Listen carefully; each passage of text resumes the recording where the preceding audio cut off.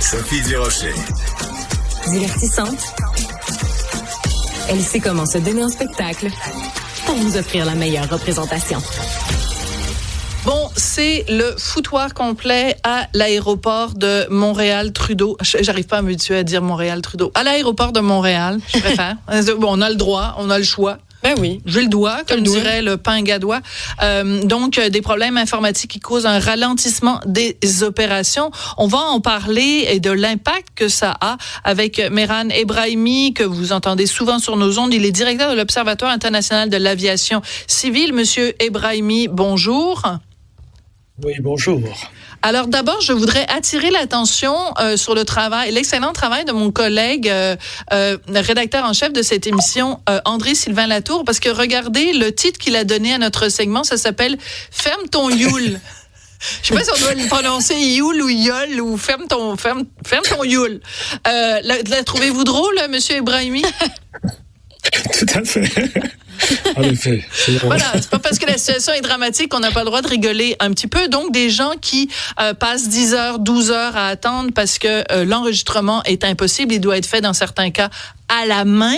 Comment on explique en 2025 que ce genre de situation peut encore arriver, Monsieur Ebrahimi? Ben écoutez, ça s'explique dans la mesure où on est de plus en plus dépendant des systèmes informatiques. C'est que ça soit le cas de Yule dans l'aéroport de Montréal ou que ça soit je ne sais pas si vous vous souvenez, il y a à peu près 1 an et demi, tout le système de navigation aux États-Unis était une panne informatique. Donc, il n'y a aucun avion qui décollait, aucun avion qui atterrissait. Donc, on est très dépendant de ce système-là. Et qui dit système informatique dit avec le lot de problèmes qui arrivent, que ce soit des mises à jour, puisqu'on nous dit que c'est le cas aujourd'hui, ou alors parfois c'est des cyberattaques.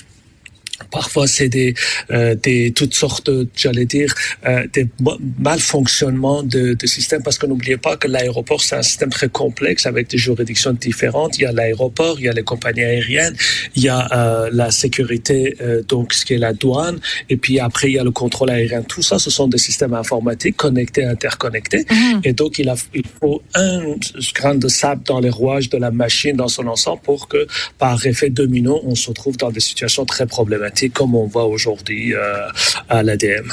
Mais ça veut dire que en étant hyper dépendant de l'informatique, on est extrêmement fragile, d'autant plus que, on se rappelle quand même, pas plus tard que vendredi dernier, c'était à l'aéroport de Heathrow, à Londres, exact, où, encore une fois, l'aéroport a été fermé toute la journée. Donc, on a l'impression que tout ça ne fait que se rajouter à de plus en plus de difficultés avec le transport aérien.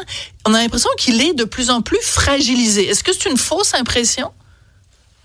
C'est vraiment une fausse impression. Oui. C'est vrai que des événements qu'on voit sont très médiatisés. Par exemple, à l'aéroport de Heathrow, c'est vraiment un incendie dans une centrale électrique.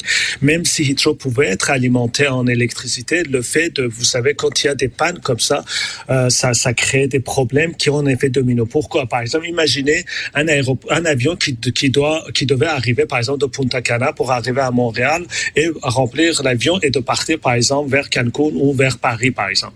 Alors, imaginez que pour cette raison-là, cet avion-là ne peut pas arriver. Donc, les passagers ne peuvent pas partir ce soir et les passagers qui attendent à Paris pour revenir ne peuvent pas revenir. Et donc, on a un effet domino qui est très vite, par exemple, avec l'exemple que vous avez juste mentionné.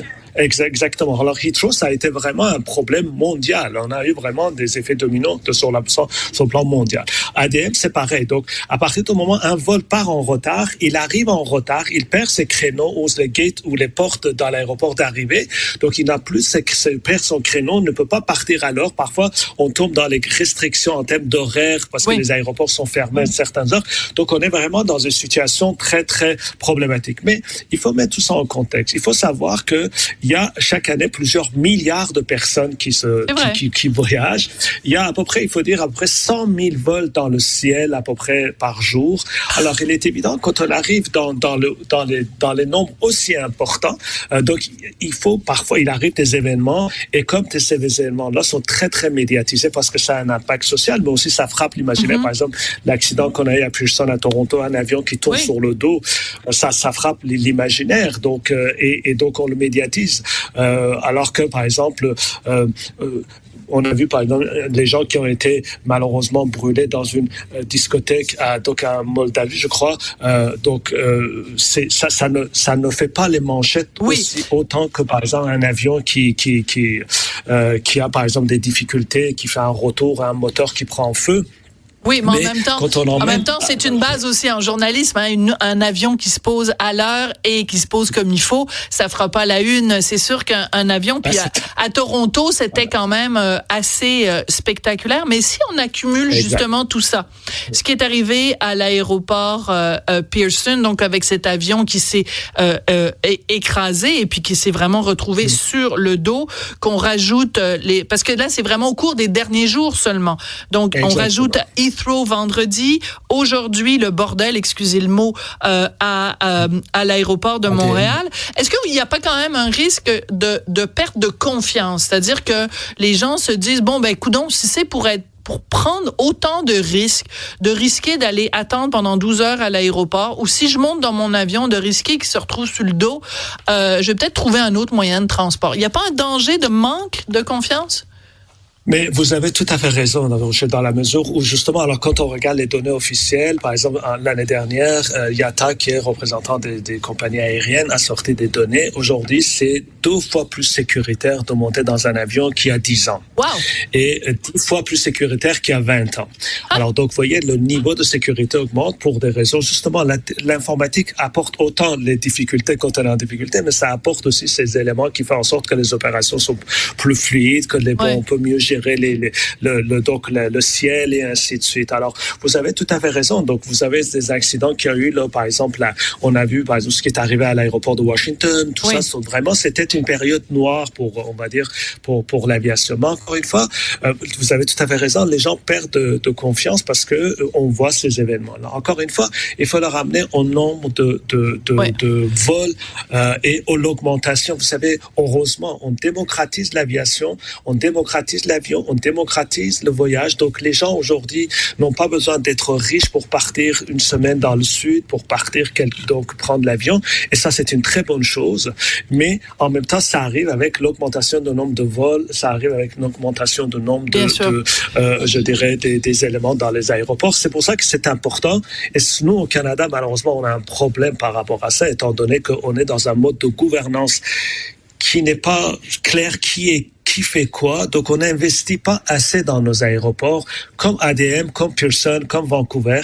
Et ce qui fait que dans certains cas, nous avons des infrastructures un peu désuètes et qui font en sorte que, bon, ça pose problème. Mais là, ici, on est vraiment dans une situation de complexité de l'intégration de systèmes informatiques, différents acteurs, et qui va être absorbé. Mais généralement, quand il arrive quelque chose dans l'aviation, il faut attendre plusieurs jours pour pouvoir absorber le problème. Absolument. Mais je retiens quand même 2 fois plus sécuritaire de voyager par avion qu'il y a 10 ans.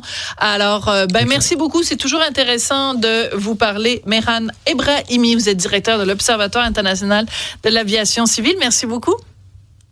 C'est toujours un plaisir. Bonne journée. Au revoir.